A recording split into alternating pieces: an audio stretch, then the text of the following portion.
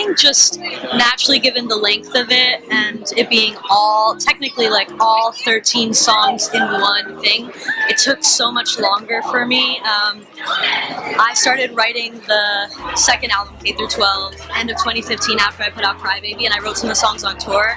So I finished writing it early 2017, started writing the film summer of 2017, handed it in early 2018. They were like, the budget is too high, so you need to revise, you know. So I made some revisions up until the summer, and then we started pre-production in LA, which was a month. Then we had pre-production in Budapest, which was a month, and those hours were really long. It was like I had to be in the office 9 a.m.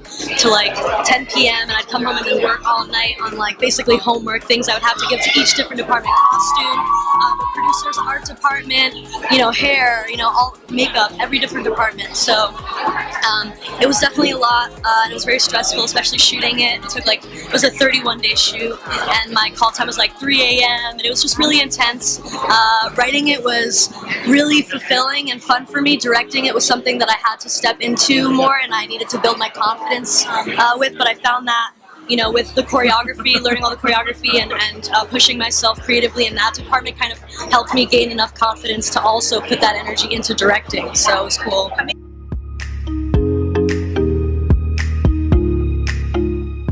I think that watching the film while you're listening for the first time is probably the most impactful way of listening to the story and understanding every lyric better, I guess.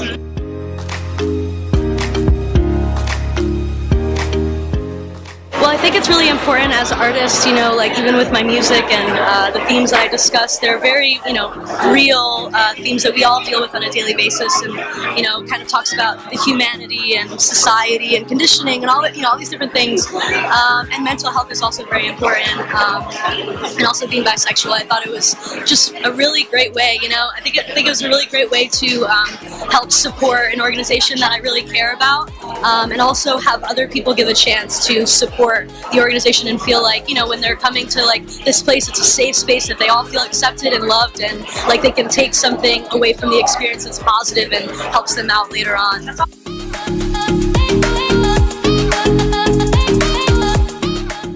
I know what I'm going to do for my next film and the film after that. They're both paired with albums. I wouldn't say that Crybaby, you know, her story's going to be extended in a literal way. It'll be more in a, I guess her growth will be, she'll evolve, but as a being, not as an adult. You know what I'm trying to say? I don't know how to explain that. She transforms. Yeah. Tango with the wonderful, fabulous, and beautiful Melanie Martinez.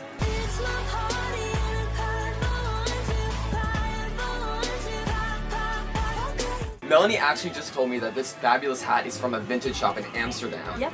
And she's totally rocking it, looking absolutely stunning. So Melanie, what is a really standout feature about you is how beautiful your makeup is and how impressive your look is. And especially you just told me that you do a lot of it yourself. I do my makeup every day. That is so impressive. Yeah, thank you. Do you have any kind of like tips for how you get like the fabulous eyeshadow or the lips or the tint, or how you get inspiration for the colors you go? I mean, I have like favorite like makeup brands. Like I love Sugar Pill for eyeshadows, and Lime Crime is my favorite for lips. Do you have any big like fashion makeup inspiration idols that you kind of go off of? Right now, the phase that I'm in my life right now is like with the whole like Crybaby album and just my life right now. Like I love collecting vintage toys and stuff like that. I'm just very drawn to like this kind of style and aesthetic. So on the beauty related note, you have this beautiful kind of like effervescent green hair, right? And is the black your natural color? So I have light brown hair naturally, but this is a wig right now, and underneath it is blonde and black. So I just kind of all like yesterday I wore a wig that was like blue and black and it was shorter. So today is the green long one. Do you have any tips for like kind of how to keep the hair healthy, or like? I mean, I honestly am really bad with hair. Like I have an amazing best friend who is also my like hairstylist, and he's incredible, and he does all the wigs and everything. When I first walked in here and met you today, the first thing I thought was you just exude confidence, and you have this look, and you work with it, and you make everyone just own it. What are some tips to maybe some of your audience members, maybe some like adolescent people who might not be that confident yet, or not like really like know who they are? It's very like easy to get caught up in like, you know, like, oh, like, you know. And we know that you're a big can fan. right? Yes, I love candy. So, what do you think about tasting Brazilian candy? I need to try Brazilian candies. We have some. No way. Yes. Yeah. Okay. That's all we have. Yeah. You're like, We got two Brazilian candies. I'm That's so called excited. paçoca. Let's start with paçoca. Yeah. It's very beautiful. Yeah. okay. And it's like peanuts. Okay. So I'll open for you. Okay. I am so excited. Okay. So it's like, what is it? How would you describe it first? I want to see if it's Like a peanuts Okay. candy. Oh my god. Miles is gonna love this. We got you a whole box. Yeah. Oh my Yeah. god, this is incredible! Wow! This is amazing. And then the other one. You have to try this. Try it. It's peanut butter. How do you not try peanut? It's so Okay, good. the next one is a treasure, so take care. Okay, It's called brigadeiro. okay. It's texture for you. Can you take it? Yeah. Oh. Yeah, it's big. So rich. Whoa. Yeah. How do you finish one of these? It's insane. It's like chocolate. Whoa. This is amazing. There's just like chocolate sprinkles on top or something? Yeah, So exactly. I love both of these. Okay, so approved. Yeah, I'm 100% approved. I'm gonna put this like right there. We're gonna get you a whole box. Oh my god. Yeah. I used to get made fun of for making YouTube videos of me singing in my bathroom in high school. Like I used to get called out during class. People would like play it on like the like the TV or whatever in the classroom and make fun of me, like stuff like that. It's just like so lame. And I thought that I would be so embarrassed that I didn't want anybody to know that I posted videos on YouTube, but I would still post videos on YouTube. Come on, skinny love, just last the year. Pour a little soul, we were never here. Ceremony for my parents because they just really wanted to see me walk at graduation. So I went, and it was just a horrible thing to do because like people were just like children, you know, like, Hating and, like, on you, super super tough. immature and like just like saying stupid things in front of me, and like again that was so.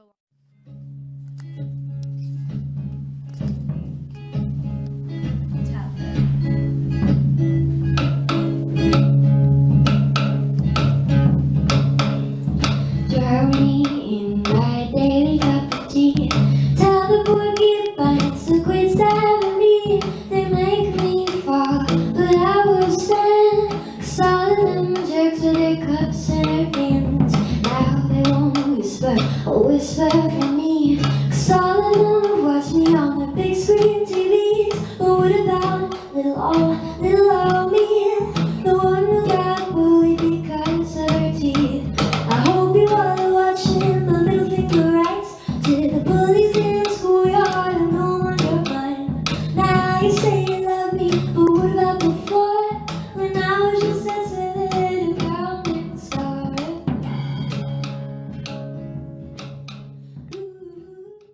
Were you? A color meaning unnatural or natural? Like straight up first time you dyed your hair a color that wasn't your natural Okay, hair so the first time I ever bleached my hair was Okay. half of my head. That was when I was 16, I think. And the reason why was because I wasn't allowed to bleach my hair. And I was watching 101 Dalmatians. And I remember like telling my mom, like, I'm gonna dye my hair like Cruella de Vil. And she's like, no, you're not, you're lying. Like she thought I was kidding. And I went to the salon like the next day and I called her like from the chair. I was like, I'm doing this, like I'm just letting you know. And she was like, yeah, okay. And I come home and like she only sees like this half of my face. Okay. So she thought that she was like, oh, like, all right. Yeah. And then I turned around and she freaked out. And she didn't talk to me for a week. She literally did not talk to me for a week. What was the first time that you smoked weed? I'm like, what happened? I was just like with my friend and I was like very like against smoking weed. Like I was like not about it. And then I don't know, I was just like with my friend and we were just like in her boyfriend's like room and she had like a bong. She had like a bong in his room or whatever and I was like, I don't know, I just like smoked weed. It was like, I don't know, I just like tried it, and I had never tried it before, and it like I just didn't get high at all. So like, yeah, that was like, it was a very lame experience. It wasn't cool. There was no real story. Did you like do like plays and like act out things for your parents, like put on shows for them or anything? Absolutely. Yeah, what kind of stuff would you do? Me and my cousin would dress up in my mom and my aunt's clothes, and we would put makeup on, and we would just like dance for everyone. I was like really shy for like a certain amount of my life. Like when I actually like found out that I really liked singing and I wanted to like really like work on that, I didn't sing in front of my parents. I would like lock myself in the basement and like put on the same like velvet dress and like would sing for like hours, and like they couldn't go downstairs, they couldn't bother me. Like I was very like, get away from me. And what would you sing back then? Like Brandy, like The Boy Is Mine, Brandy and Monica was like my jam. Describe your best childhood birthday party. I don't know if I remember my best childhood birthday party. Like I don't think. There was a photo on your Instagram where like you were like very young. There was like a Barney Oh my god, yeah, maybe. my third birthday party was crazy. Yeah, that wasn't the best. That was the worst, actually. That was literally the worst birthday party I probably ever had. But I loved Barney so much as like a baby and like a kid, and like my parents thought it was a really good idea to have Barney come to my third birthday party, but it was just like a really like, it was like a sketchy Barney. Like it didn't look like, he wasn't like a real like professional Barney. It was strange. It was strange. I was just like cried hysterically, and all I remember, like that was probably the earliest memory that I like have, and I remember just like wanting to jump out the window. Like just like I was so scared and like hysterically crying. I just wanted to like leave. I just wanted to jump out the window. I thought that that was gonna be okay. Like I was, I don't know. What was your biggest fear as a child? Probably the dark. Just the dark? Yeah. I wasn't really scared of anything except for the dark, and I still am to this day. What's the movie that you watched the most amount of times in your life? I don't know, when I was younger it was like Pinocchio and like Space Jam, and then like like those two, or probably like Chucky. Like for some weird reason I watched Chucky an insane amount of times. Crazy. That was the first like moment like I was like allowed to watch a scary movie, because my older cousin was babysitting, and like he was just like watching me and my younger brother, and he like let me watch Chucky for some reason, and I was like shouldn't have been watching Chucky, but it was hysterical because like now like I love dolls, but that was like the first like introduction to dolls, and like in that way, and so it scared the shit out of me for Interesting. a while. Yes. What was like the first toy that you, I guess like, that you really grew attached to?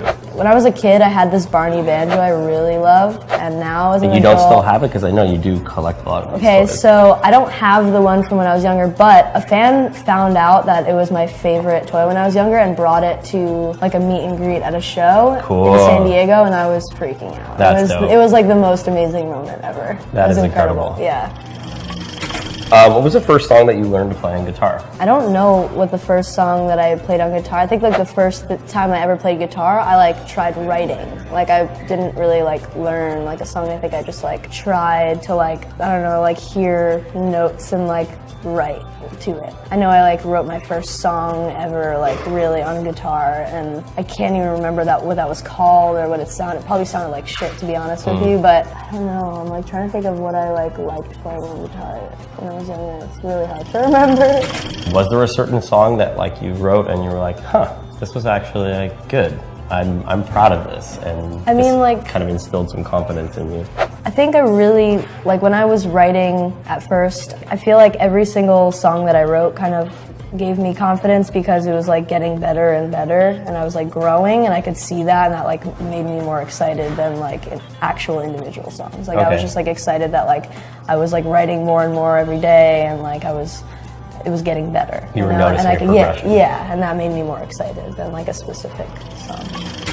What was your clothing style like in high school? It was ridiculous. It was so stupid. I had so many phases in high school and like middle school even too. Like I was definitely like the first girl in my like school and like middle school to wear makeup. Like it was so weird. People would like call me a clown and stuff when I would come to school with like lipstick. I would like hide it from my mom, and then I would like wash it off before I went home, and like. Do you remember the first time that you remember playing in front of a crowd? Like, I guess your first show. It's weird because like I have like memories of like specific shows that I did before. Like I went on The Voice, but The Voice was probably the biggest like crowd that I've ever been in front of, and then like also was on TV, so it was like even more like just like crazy. Unimaginable. As like a 16 turning 17-year-old, like it was like strange for me, but that was probably the biggest in that biggest grouping. Okay. Yeah, and it was really. How do you finish one of these? It's insane. It's like